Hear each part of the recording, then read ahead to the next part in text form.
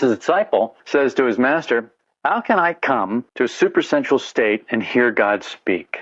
In other words, how could he get into the state of consciousness, the state of awareness, where he was so receptive that he would hear the constant song of the universe, the constant song of God? Because this creation cannot exist without that. It is an ongoing song. It's constantly moving. This whole thing, all of this, is constantly vibrating. And it's a dance, it's a song. We don't see that. But this disciple, he asked his master, well, how can I know that? How can I experience that? How can I feel that? How can I sense that? How can I hear that? How can I be part of that and consciously be part of it? And the master answers, when you can throw yourself into that, where no creature dwells, though it be but for a moment, then you can hear what God speaks. Now we're talking about that, where no creature dwells. So it's a place where physically you cannot go. So it's not in this dimension that we know, this third dimension. So it's not in the first, second, third dimension, not in the dimensions that we know about. It's that place where no creature dwells. The disciple says, is it near or far away? And the master says, it's in you. It's to be reached by ceasing, even for a moment, from all thinking and willing. When you stand still from self-thinking and self-willing and stop the wheel of imagination and the senses. He said a mouthful. Just in case you haven't caught on to this yet, this master said a mouthful, because that's a lot of stuff to do, and we can't do any of it. We think we can. We imagine we can do all kinds of things, but we can't do that. So what we're talking about is self-remembering, and that's really what this master is talking about. And that's really what the disciple is talking about. The disciple is really asking, how can I remember myself? Because when you remember yourself, your true self, your created self, your real I, there's only one thing behind that. That's God. Whatever God means to people, it's more than that. Whatever God means to you, it's more than that. Your puny idea, your puny experience of what God is sadly laughable. What I mean by that is it's not funny, and it's not something to be ridiculed. It's sad what we will accept as what's so. How little we will accept compared to what we could have. That's why I say it's laughable. It's just like a joke. It's a cosmic joke. No, that's not it. And people go around, well, you have to know God this way and that way. And no, it is so far beyond anything like that, that there's nothing to disagree about. People who approach that real I find nothing to disagree about. Because by the time you get there, you see how it is. And once you see how it is, there are no arguments. People only argue until they see how it is. Once they see how it is, there's no more argument. Can't be. It's impossible. So this act must be done once a day for a short time, is what this work teaches. This act that this disciple is asking this master about has to be done once a day for a short time. That short time, you determine. In the work, they say at least 45 minutes to an hour once a day. In Vipassana, we say at least 1 hour twice a day. 1 hour in the morning, 1 hour in the evening. At least 10 minutes upon waking up before you get out of bed. 10 minutes before you go to sleep when you get into bed. And then whatever else during the day you find yourself inclined to or able to do. And that's a good practice for a good householder. Not everybody will do that. Not everybody can do that. Not everybody's that good a householder. But that's okay. If you're not that good a householder, then learn. That's the great thing about this. If you can't do that now, grow into it. Do the best you can right now. And then tomorrow, do a little bit more. And the next day, do a little bit more. You remember when I started you off in meditation? I started you off with 5 minutes a day. And 5 minutes wasn't bad. Everybody could do 5 minutes. The kids could do 5 minutes. And then the next week, I think it was 5 minutes a day for 1 week. And then the next week, it was add 5 minutes to it. Now, that was a little more. We doubled it. And that wasn't so bad. Most people found that they could do it. A lot of people found that they'd forget. They wouldn't do it at all. Some people found that they'd be sitting there and then they'd wake up somewhere else, doing something. Because while they were sitting there, they remembered they had something to do. They forgot all about meditating. They get up and went to do it.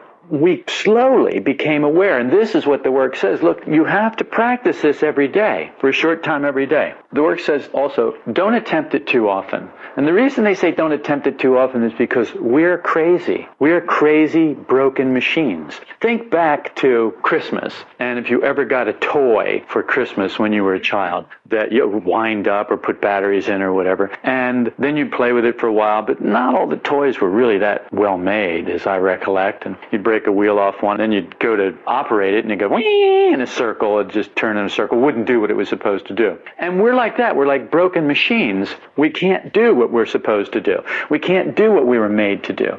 What we do instead is we do these crazy antics that show us that we're really broken machines. So the reason the work says don't attempt it too often is because broken machines are going to do things that broken machines do. And why spin your wheels in a circle if you're not going anywhere when you can go just a little way before you go off, then correct it, and then go just a little way, but then you go off again, but then stop and correct it. And if you keep doing that, then you don't get into the spinning thing, spinning in on yourself. This is self-remembering. The supersensual state is a state above the senses. Super, above, sensual. What we're doing is we are actually disconnecting from the five senses. Now, most people can't even imagine doing that. Disconnect from the five senses? I'll be dead. Right. So for a lot of people, that's death. A lot of people, the idea of death is, well, they don't have a body anymore. Well, if you disconnect, if you rise above the senses, if you get beyond the five senses, you're supersensual. You get into a state of supersensualness. You are above, beyond the five senses. They are no longer the doors through which you experience life. You begin to experience life through something else. Well, what else? We can't really talk about that, can we? Now we move into the realm of experience. Now we move into the realm of practical experience. And this is where we lose a lot of people. As long as this is intellectual entertainment, as long as we're going to talk about, oh, these wonderful ideas, and oh, you could do this and you could do that, and all the things that are possible for man, as long as we're going to talk about that, we'll have lots of people interested. But now we're going to talk about actually doing it. Oh, well, I do it all the time. That's the end of that one. Oh, I've been doing that for years. That's the end of that one. Oh, I don't ever remember a time I didn't do that. That's the end of that one. What people do is they imagine that they know what you're talking about. But you don't have to imagine when you've done it. When you've actually practiced self-remembering, you don't have to imagine.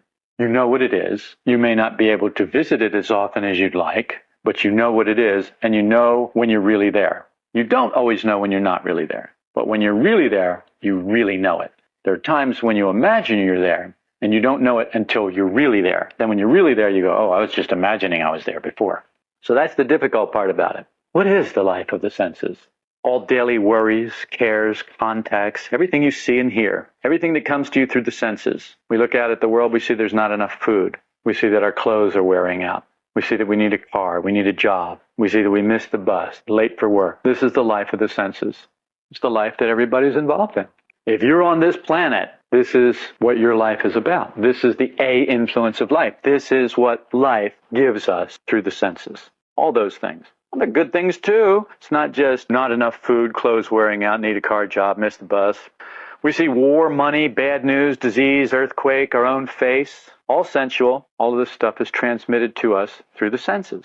The senses that we trust implicitly. The senses that we have based our entire existence upon. The senses that never lie to us, that always tell us the absolute truth, that we risk our lives believing. And a lot of people go right out the door because they risked their lives believing the senses. Steve came up with such a beautiful example yesterday. I loved it. It's his house. He doesn't need the lights on to walk through his house. He knows where everything is. The lights are off. He's walking confidently through his house until he went right into a door jam face first. And instead of stopping, go, whoa, and yelling and doing whatever we do when we're shocked like that, he stopped and he went, well, isn't that interesting? I was absolutely certain I knew exactly where I was. And I was wrong. I was 1.5 feet off. And it cost me running right into this thing with my nose. No hands up, nothing, just wham, because he knew that there wasn't a door jam there. There wasn't a door there. It was just space. And that's trusting the senses. How many automobile accidents will there be today in this country? Hundreds. Why? Because people will be trusting the senses. How many people will fall off of something today and go splat? Plenty, because they'll be trusting the senses. So we implicitly trust the senses, and they consistently lead us astray. Someone walks into the room. You trust your senses to know exactly what they're thinking and feeling about you. And then you react accordingly and make your weird, twisted, negative imagination a reality. That's trusting the senses. That's crazy. This is the loony bin of the solar system. Think about it. This is the loony bin of this. People everywhere are doing this right now, every day. Afghanistan, Iraq, Iran, all these wars, all this insanity, it's all about this same thing. Well, I think that you've got weapons of mass destruction. Well, I think that you're going to do this. Well, I think that I want what you have. Well, I think, and I'm going to, and then we start. And we get committed to something, and it snowballs, and it gets bigger and bigger until there's no way to stop it. There's no way to stop it now. Everybody has somebody to blame. Oh, it's the president's fault. He's a warmonger. No. If that man were never born, we would still be in the same place. It has nothing whatever to do with him. But we like to pretend that we know something because our senses told us that it's him. But I promise you, if it wasn't him, it would be somebody else. And if it wasn't that somebody else, it would be somebody else. The senses cannot be trusted. And people who trust the senses end up crazy, insane, because we're broken machines. And a broken machine gets negative. And in case you hadn't noticed, most of the things that the senses bring us, most of the time, is negative. Oh, there are some things that we call positive. Oh, well, she loves me. Really? What about next week? Oh, I hate her. Okay, well, that was a positive experience. So the question people really need to ask themselves, is there any other life other than this sensual life? Esotericism speaks of another life. We must transform incoming impressions. These incoming impressions that come through the senses, what esoteric teachings say is you've got to stand at the doorway of the five senses and you have got to transform them as they come in. You cannot allow them to come in raw. You cannot allow them to come in as they have always been coming in, the way your mother and your father and your teacher and society taught you and your culture taught you how to let them come in, taught you how to filter them. You've got to have something else between those impressions and your inner world, or else you're going to be crazy for the rest of your life. And if you don't want to be crazy for the rest of your life, then you need something at the door so that it can transform those impressions as they come in. Yet, we're glued to the sensory reality that we're slaves and we can't easily see beyond it. The life events are exerting an influence on us right at this very moment. The sounds that you're hearing, those are familiar sounds. They are so familiar to you. The traffic, the plane, the birds, everything. They're so familiar to you, you take them all for granted. But those are all the cues that tell you where you are, that tell you you're alive. And your life is connected to those senses. Those things that are coming in. We're glued to the senses. We're glued to the sensory reality. And so, because we're glued to it, we're slaves to it. Whatever it dictates, that's it for us. That's what we have to do. We can't easily see beyond it. So we're basically right at this moment being hypnotized through the senses by life. The hypnotism of life, the work calls it. But we must free ourselves from outer events. Life is a series of events. It's just this series of events. It keeps on happening one after another. Well, we went to Afghanistan. Well, then we went here. Well, then we went there. Then we had the Gulf War. Then we had the Vietnam War. Then we had, of course, I'm going backwards, but it doesn't really matter which way you're going. It's like having a set of beads, prayer beads. It doesn't matter which way you go with the beads. Whether you go this way or that way, you're always going to end up in the same place. And whatever bead you're on is whatever bead you're on. And the next bead is just like the last bead. Oh, it may be a little different, but actually they're all beads. That's what they share. That's one thing they have in common. It's all senseless. It's all brainless. It's all mechanical. It all just keeps on going over and over and over again. Well, this is the war to end all wars. I've heard that before. The First World War was the war to end all wars. The Second World War was the war to end all wars. Now we're so sick of it, we don't even say it anymore. We go, okay, well, the Third World War will be the war to end all wars. Really, then why will we call it the Third World War? We'll call it the Third World War because we know that there will be one after it. We don't like to admit it, but we know it. We know that man has not changed and will not change because he's glued to the senses. He's a slave to the senses, and he can't change because of that. And so we need to free ourselves. Passing time is nothing more than a structure of events on different scales. Personal, family, local, national, world events. And it's all due to 48 orders of laws under which we live. You live under the law of gravity. You live under a lot of laws, a lot of 48 orders of laws, where we are situated, this level of experience in the universe.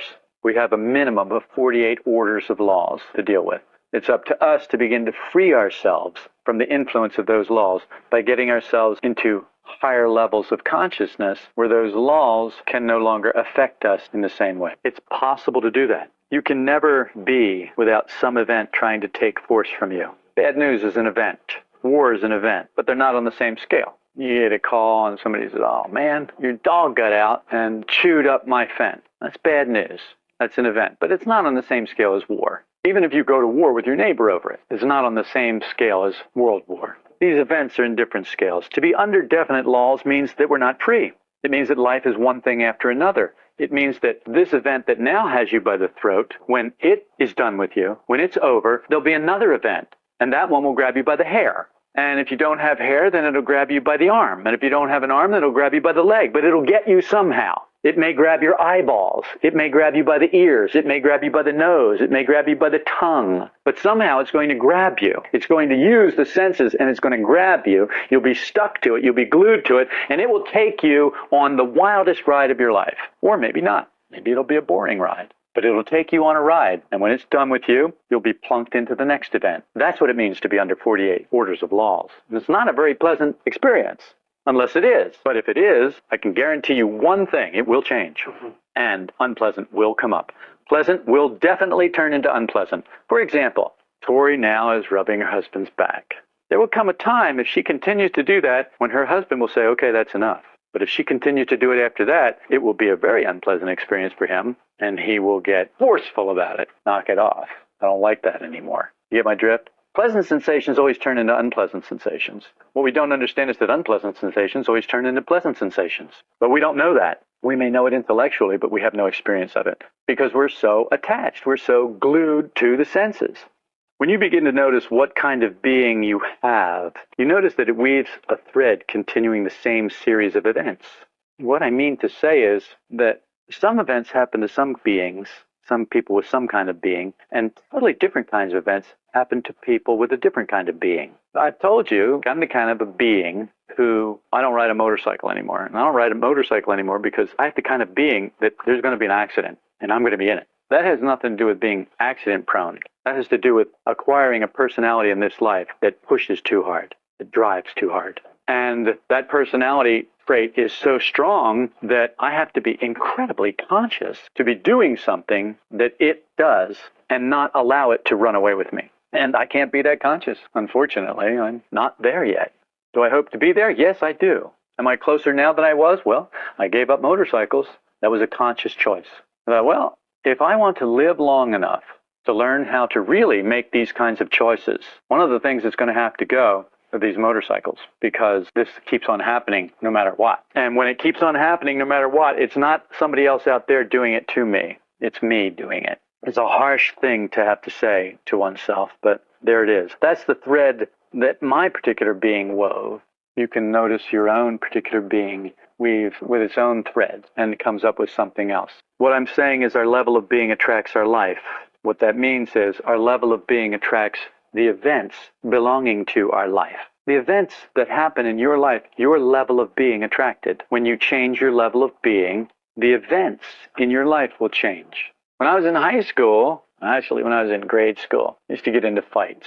When I was in high school, I get into fights, but they didn't go as well for me. And so when I got out of high school, I decided, I don't really want to be in any more fights. This is a low percentage thing to do. And so I stopped getting into fights. And how I did that was I changed my level of being. Instead of getting argumentative when somebody said or did something that I didn't like, I remembered, I don't want to get in fights.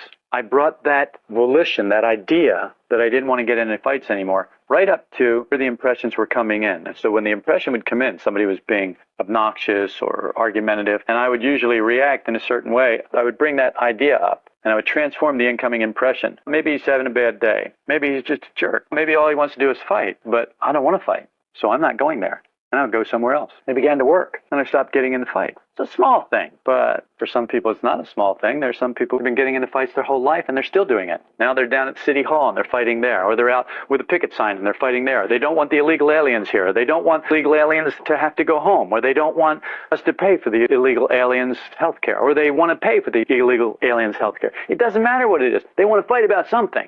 I'm not one of them anymore. I'm not saying that people who want to fight are bad people. Just saying that's just a level of being that I don't choose. That's all. I don't want any part of that. So we end up saying things like, why does this always happen to me? Well, because of your level of being. That's why it always happens to you. And when you wake up a little bit, you realize when you're lying on the freeway and you just had a motorcycle wreck, and you say, why does this always happen to me? Well, because you're riding a motorcycle. Oh, yeah, that's right. I wonder if it would stop happening if I stopped riding a motorcycle. Well, yeah, as a matter of fact, it would. But that's not freedom. I have to give up something I want. No, you don't. You just have to decide which you want more.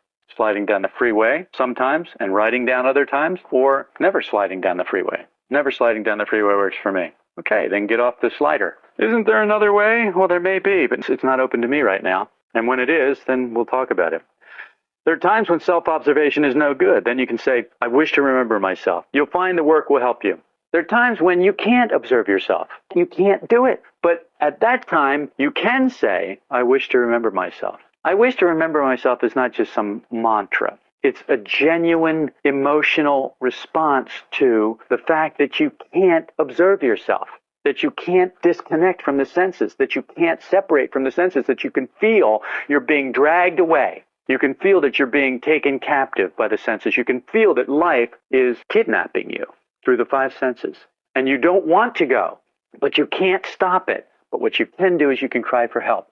And I wish to remember myself as a cry for help, and the work will help you. I don't want you to believe that, because if you believe that, you go nowhere.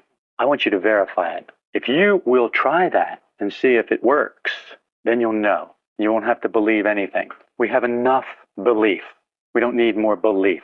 What we need is more experience, practical experience, where we did it and we know now because we did it. We forget to remember ourselves. We wonder what to do, but we forget to remember ourselves. In life, we're always looking for what to do. Oh, I'm bored. I'm bored. What should I do? Well, try remembering yourself. That'll cure your boredom instantaneously. You'll have plenty to do then. Everything in the world through the five senses is going to try and stop you from remembering yourself, because it doesn't want you to remember yourself. Because that's not how that game is played. It's how that game is broken. That's how you get out of that game. How you get out of the game of insanity is to become sane. Then to become sane, you must remember yourself. You must know who you are. People who are insane are people who think they're Napoleon or Alexander the Great or Hitler or Catherine the Great or somebody like that. Oh, yeah, I'm Sigmund Freud. I'm Jesus. Those people are insane. They're not those people. Well, in a past life, that's who I was. Yeah. I want to talk to the guy who was nobody in a past life. Everybody I've ever talked to who could remember their past lives was like some really big, important person. I never talked to somebody, just some jerk who had 2 kids, and I left my wife, and I got this other wife, and she was a jerk too. And look, I was a jerk. I beat my kids, and I beat my wife, and I was so stupid I can't remember my name in a past life. I want to meet that guy, but I never met that guy. I always meet Jesus and one of the disciples, or Saint Germain or somebody else. I always meet these other weirdos. Or Hitler. I guess I've never met Hitler either. Maybe I have. The work moves away from us, and we pass into life. Then we need to self-remember. It opens us up to the influence of the work. The work moves away from us. We stop valuing it. We forget about it. And then we pass into life. We just slip into life. And the next thing you know, life starts getting its grubby mitts on us, and it starts pulling at us and twisting us around and dragging us wherever it wants us to go. And we like it, usually. It's only when it starts to get nasty that we wake up and go, oh, help, help. Then we want out. And that's when you need to begin to remember yourself. And that's usually when we begin to remember ourselves, when life gets nasty. We go, wait, it doesn't have to be like this. I remember when it wasn't like this. So we're opened up to the influence of the work.